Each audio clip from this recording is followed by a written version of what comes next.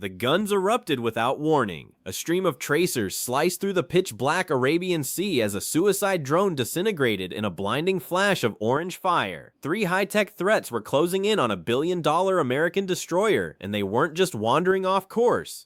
They were hunting. This wasn't a drill or a mistake. It was a coordinated swarm designed to overwhelm and sink one of the most powerful warships on the planet before the sun even hit the horizon. The crew had seconds to react before the next two killers hit their mark. It all started at 4:17 local time in the middle of the Arabian Sea. The water was a wall of black, and the air was thick with the low, constant hum of the destroyer's engines cutting through the deep.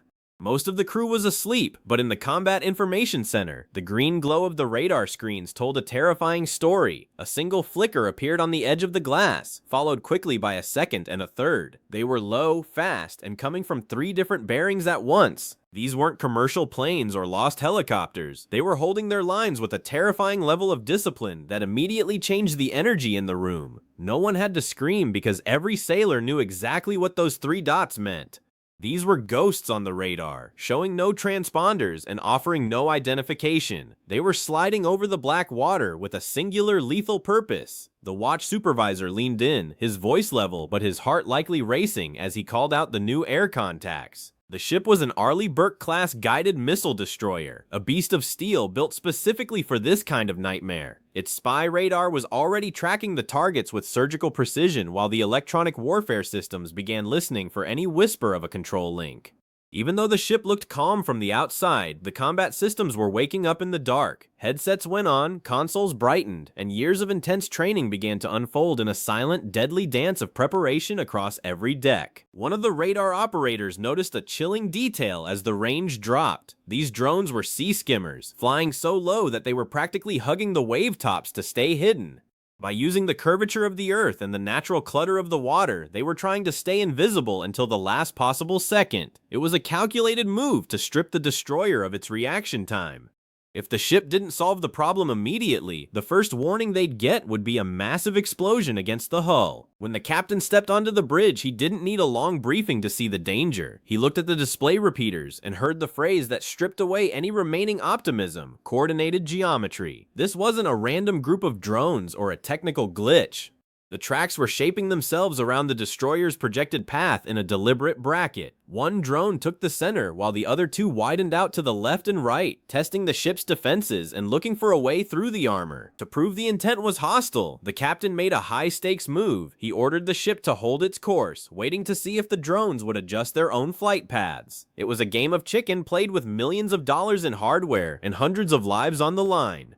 If the ship turned and the drones followed, there would be no doubt left. Seconds later, the answer came through the speakers in the CIC. The drones weren't just flying, they were correcting. Every time the ship moved, the swarm shifted to stay on target. The captain immediately ordered the ship to defensive posture, and the order surged through the steel passageways like an electric current. Close-in defense systems moved to ready status, and the electronic warfare suite began probing the darkness. They were searching for command bursts or any radio frequency that could tell them where these things were coming from. On the weather decks, sailors looked out into the void and saw nothing, but inside the skin of the ship, everyone understood the same terrifying truth. This was real life. Infrared sensors finally picked up the lead contact, revealing a faint, cold shape with a straight wing and a compact fuselage. It had no navigation lights and made no attempt to identify itself as it bored in through the pre-dawn gloom. Then the second drone appeared on the screen, lower and farther to the right, followed by a third that was struggling to stay visible through the thermal distortion of the sea. They were closing the gap fast, and the geometry of their attack was designed to force the ship to think in angles. This was a classic bracket maneuver meant to divide the ship's attention. By forcing the defensive systems to track 3 separate threats from 3 different directions, the attackers hoped to create a blind spot. The center drone pushed its speed up, while the left contact drifted even wider to create a distraction. It was a sophisticated planned attack that required a level of control far beyond a simple hobbyist. The ship's operators had seen this in threat briefs, but seeing it on their live screens was a different story. The captain wanted one final confirmation before he authorized the use of lethal force. He ordered a slight course adjustment, a turn so small it barely disturbed the wake behind the ship. Instantly, all 3 drones turned with her, mirroring the movement perfectly. There was nothing left to interpret and no room for mercy. The tactical action officer looked up from his console and stated the fact like it was already written in a history book. The intent was coordinated and hostile, and the battle for the Arabian Sea was about to begin. Before the guns could fire, the ship tried a soft-kill approach. The electronic warfare team pushed invisible energy into the night, attempting to smother the control signals and force the drones to crash or lose their way. For a heartbeat, the center drone wobbled as if it had been hit by a physical wall of wind, but then it recovered. It stabilized its flight path and kept coming. This was bad news. It meant the drones were either autonomous or being controlled through a link so clean and tight that the ship couldn't break it. The range was collapsing at a rate that the human eye could barely track. On the bridge wing, a lookout finally spotted a dark, moving point low on the waterline with his naked eye. No strobe lights, no warnings, just a lethal machine screaming toward them. The destroyer's close-in weapon systems began to hum as their servo motors locked onto the targets. The machines were ready to fight, but they were still waiting for the human command.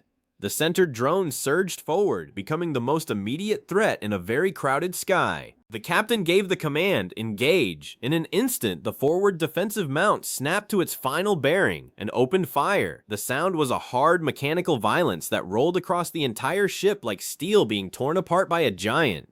A stream of tracers slashed through the air, and for 1 second, the drone was just a hot shape on the infrared screen. Then, it simply ceased to exist. A bright rupture of fragments scattered into the sea in a brief orange bloom, leaving nothing behind but the smell of cordite. But there was no time to celebrate. As soon as the first drone was splashed, the right-hand contact made its move. It had been hiding in the sea clutter the whole time, waiting for the ship's eyes to be pulled toward the first kill. Now, it sharpened its angle and drove in fast and low.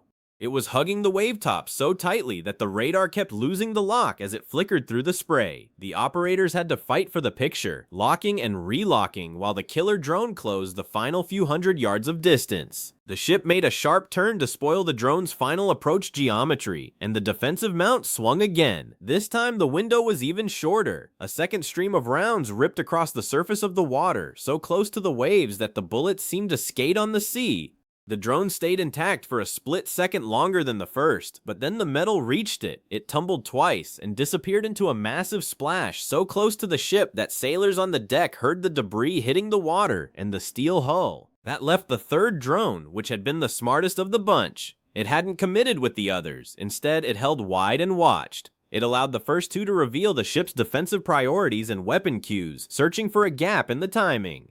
Now, with its partners gone, it turned inward in a hard, descending arc toward a sector that had been quiet. It was an exploitation move, a cold-blooded attempt to hit the destroyer while it was resetting. But the captain wasn't about to let the last one get away. Every available sensor was shifted to the last target. The electronic warfare suite pushed even harder, flooding the air with disruption. The drone's nose wavered for a second, but it kept coming, popping upward to clear the wave height. That tiny climb was its final mistake. The radar caught a perfect return and the system locked on. The mount fired and the explosion was much brighter this time because the target was so close. A rain of burning fragments fell into the destroyer's wake and vanished behind the stern. Splash 3. The immediate threat was over, but the ship stayed at battle stations. Within seconds, the electronic warfare team detected something even more concerning. Intermittent pulses coming from beyond the horizon. These weren't random signals.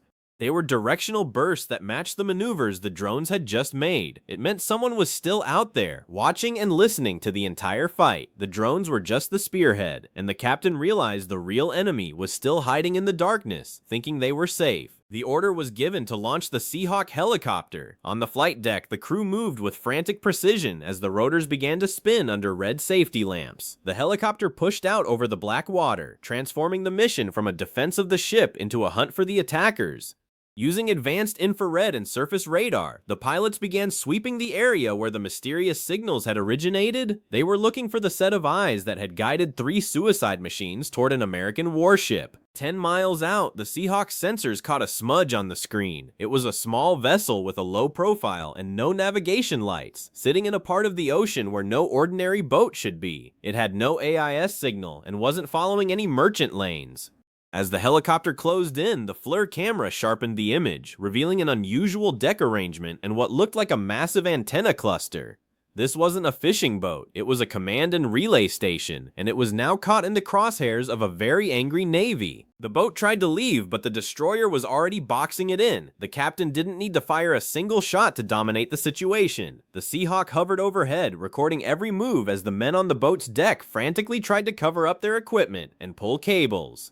By refusing to answer radio calls and attempting to flee, they were only making themselves look more guilty. The destroyer held its distance, using its massive presence to take away every option the observer boat had left in the morning light. As the sun finally rose over the Arabian Sea, the reality of the morning became clear. The swarm that was supposed to cripple a US destroyer had been wiped out in minutes, and the men who sent them were now being watched by the very weapons they tried to destroy. This wasn't just a physical victory, it was a total breakdown of the enemy's strategy. They came to the dark water to hunt, but by sunrise, they realized that they were the ones who had been hunted all along. The destroyer remained undefeated, and the world now had proof.